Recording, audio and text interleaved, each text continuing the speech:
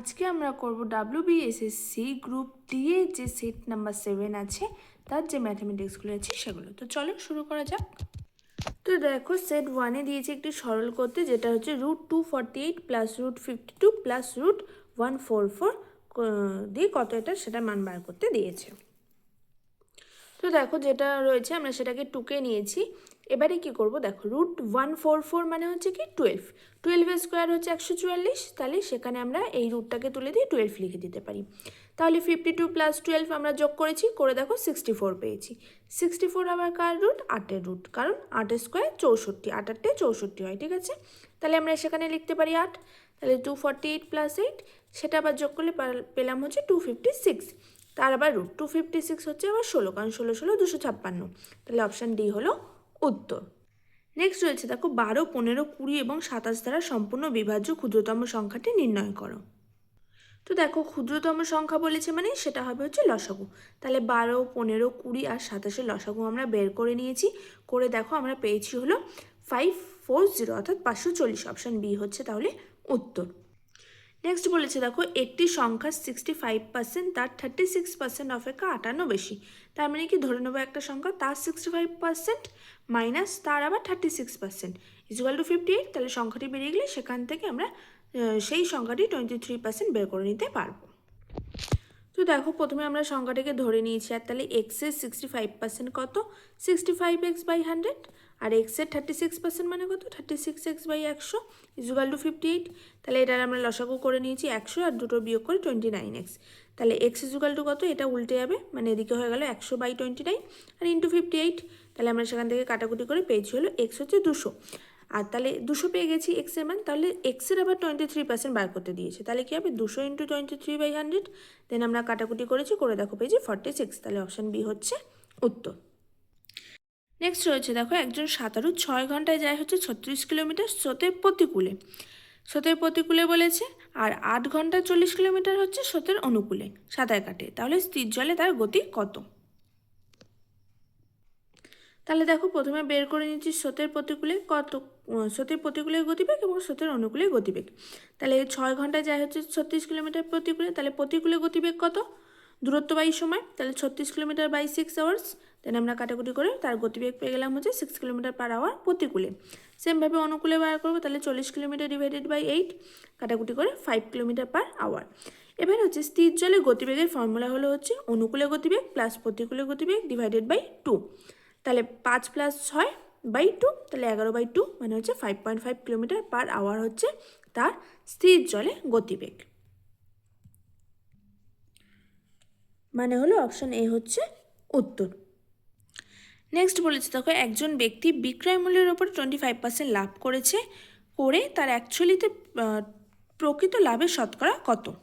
তো আমরা দেখো ধরে নেবো যে বিক্রয় মূল্য হচ্ছে 100 টাকা, 100 টাকার ওপরে সে 25% লাভ করেছে। তার মানে কি ক্রয় মূল্য কত? যদি বিক্রয় মূল্য 100 টাকা হয় তাহলে ক্রয় মূল্য হচ্ছে মাইনাস হবে, কারণ লাভ করেছে বলেছে, তাহলে আমরা তো উল্টোটা বার করছি, তাই না? ক্রয় মূল্য বার করছি, যদি আমরা বিক্রয় মূল্য বার করতাম তাহলে আমরা প্লাস করতাম। ক্রয় মূল্য বার করছি তাই জন্য বিয়োগ। তাহলে 100 - 25, কারণ 25% লাভ করেছে তাই। তাহলে বিয়োগ করে পেলাম হচ্ছে ক্রয় মূল্য আমাদের 75 টাকা। তাহলে লাভ কত? লাভ হচ্ছে ক্রয় মূল্য মাইনাস বিক্রয় মূল্য, মানে বিক্রয় মূল্যটা প্রথমে থাকবে। তাহলে বিক্রয় মূল্য মাইনাস ক্রয় মূল্য 100 - 75 ইকুয়াল টু 25 টাকা। তাহলে শতকরা লাভের ফর্মুলা কি? লাভ বা ক্ষতি উপরে, দেন ডিভাইডেড বাই ক্রয় মূল্য ইন্টু 100। তাহলে উপরে 25 সেটা আমাদের লাভ, আর নিচে হচ্ছে ক্রয় মূল্য মানে 75 ইন্টু 100।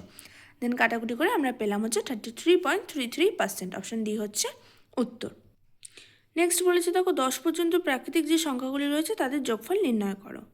তো দেখো এটা একটা খুবই ছোট্ট অঙ্ক। এছাড়াও তোমরা যদি যেটা করতে পারো 10 মানে 1 থেকে 10 অবধি সংখ্যাগুলিকে আমরা যোগ করে নিতে পারি, তাহলেও আমাদের চলবে। এছাড়াও যদি ফর্মুলা দিয়ে করতে হয় তাহলে ফর্মুলা হচ্ছে হলো n × n+1 ডিভাইডেড বাই 2। আর n কত? আমাদের শেষ সংখ্যাটা মানে 10। তাহলে 10 × 10+1 মানে 11। তাহলে 10 × 11 হচ্ছে 110 আর ডিভাইডেড বাই 2। তাহলে উত্তর হলো হচ্ছে 55। অপশান সি হচ্ছে উত্তর।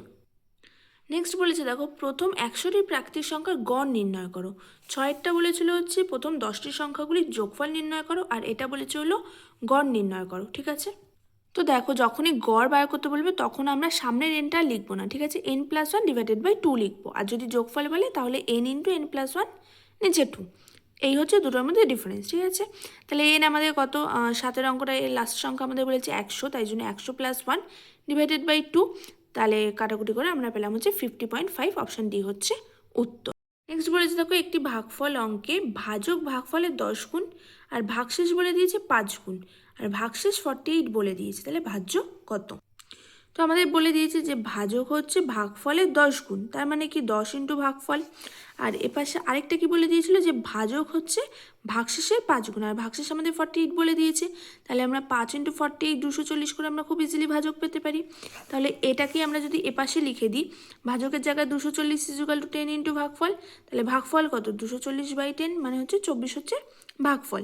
আর আমাদের ভাজ্য বার করার ফর্মুলা কি, ভাজ্য হচ্ছে ভাজক ইন্টু ভাগফল প্লাস ভাগশেষ, তাহলে ভাজক হচ্ছে আমরা 240 পেয়েছি, ভাগফল 24, আর ভাগশেষ তো আমাদের বলে দিয়েছে 48, তাহলে এই দুটোর গুণ করেছি করে 5760 + 48, তাহলে 5808, অপশান নাম্বার এ হচ্ছে উত্তর। এটা হলো আমাদের ভাজ্য। নেক্সট অঙ্ক বলেছে 2 বছর আগে এ এর বয়স ছিল বি এর দ্বিগুণ, যদি তাদের বয়সের পার্থক্য 2 বছর হয় তবে এ এর বর্তমান বয়স কত? তো দেখো ধরে নিয়েছি যে 2 বছর আগে বি এর বয়স ছিল এক্স, এটা কিন্তু 2 বছর আগে ধরেছি আমরা, ঠিক আছে।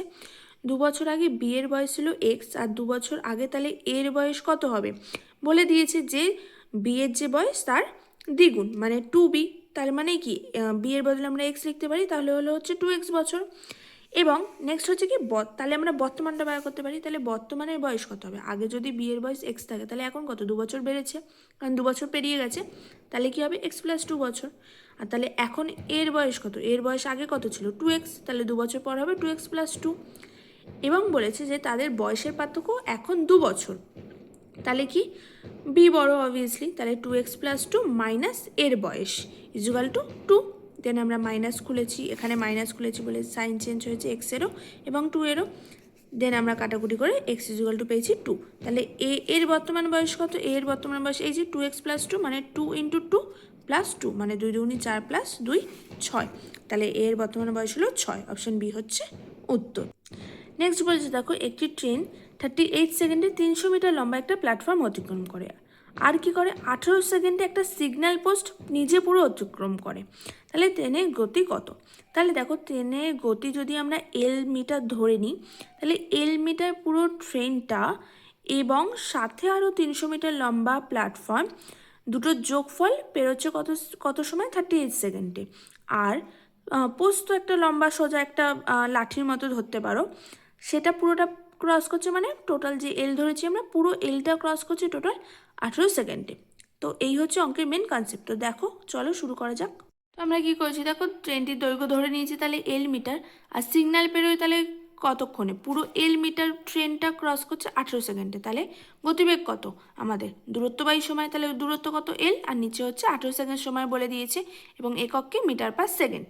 প্ল্যাটফর্ম বেরোয় বলে দিয়েছি কি আমি বললাম আগেও যে ট্রেনের দৈর্ঘ্য প্লাস প্ল্যাটফর্মের দৈর্ঘ্য টোটালটা হচ্ছে আমাদের দূরত্ব, তাহলে এল প্লাস 300 হচ্ছে দূরত্ব আর সময় কত 38 সেকেন্ড, তাহলে গতিবেগ কত এল প্লাস 300 ডিভাইডেড বাই 38, অবশ্যই একক কিন্তু মিটার পার সেকেন্ড।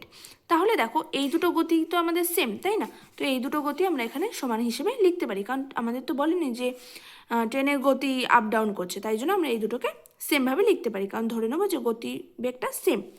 তাহলে আমরা এখান থেকে ক্যালকুলেশন করে পেয়ে গেছি এল হচ্ছে 270 মিটার, তাহলে আমাদের গতিবেগ কত, এই দুটোর যে কোনো একটাতে বসিয়ে দিলেই হবে। তো আমি প্রথমটাতেই বসিয়েছি কারণ এটা সোজা, তাহলে 270/18 কাটাকুটি করে আমরা পেলাম হচ্ছে 15 মিটার পার সেকেন্ড। খেয়াল রাখবে একক কিন্তু আমাদের এখন মিটার পার সেকেন্ড, কিন্তু গতিবেগের একক এটা হয় না, গতিবেগের একক হলো হচ্ছে কিলোমিটার পার আওয়ার, তাই জন্য আমাদেরকে কী করতে হবে এই এককটাকে চেঞ্জ করতে হবে।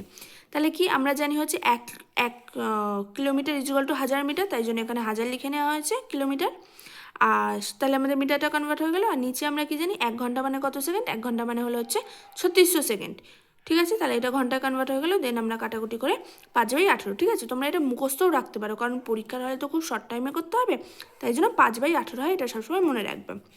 তাহলে 5/18 কিলোমিটার পার আওয়ার, তাহলে কি 15-র সাথে আমরা কাটাকুটি করব, উল্টে যাবে আমাদের, কারণ এখানে আমরা গতিবেগ পেয়েছি, এটাও আমাদের গতিবেগ, তো তাই জন্য এটা উল্টে যাবে, তাহলে 15 × 18/5, দেন আমরা কাটাকুটি করেছি করে আমাদের পেলাম হচ্ছে 54 কিলোমিটার পার আওয়ার। আচ্ছা কাটাকুটিটা উল্টাচ্ছে কেন সেটা আমি বলে দিচ্ছি, দেখো 15 এটা তো মিটার আর নিচে রয়েছে সেকেন্ড, আর এখানে কি রয়েছে 18 এখানে মানে 5/18 যদি লিখতাম তাহলে কি হতো দেখো, উপরে থাকতো হচ্ছে কিলোমিটার আর নিচে হচ্ছে ঘন্টা, তাই না? তাহলে কিলোমিটার এটা এটা এটা আমরা কাটতে পারতাম না, তো ওই জন্য দূরত্ব কখনো উপরে থাকে না, তাহলে তো আমাদের এককটা ম্যাচ হলো না, তাই না? তাই জন্য আমাদেরকে এটা উল্টে দিতে হবে, তাই জন্য এটা উপরে ঘন্টাটা চলে যাবে, নিচে কিলোমিটার চলে যাবে, দেন আমাদের তাহলে একক কেটে যাচ্ছে, তো সেই জন্য হচ্ছে এটা উল্টে দিয়ে হয়েছে, দেন হচ্ছে 54 কিলোমিটার/আওয়ার, এটাই হচ্ছে তাহলে উত্তর।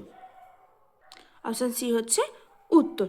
তো চলো, আমাদের সেট 7ও শেষ, দেখা হবে নেক্সট ভিডিওতে, বাই।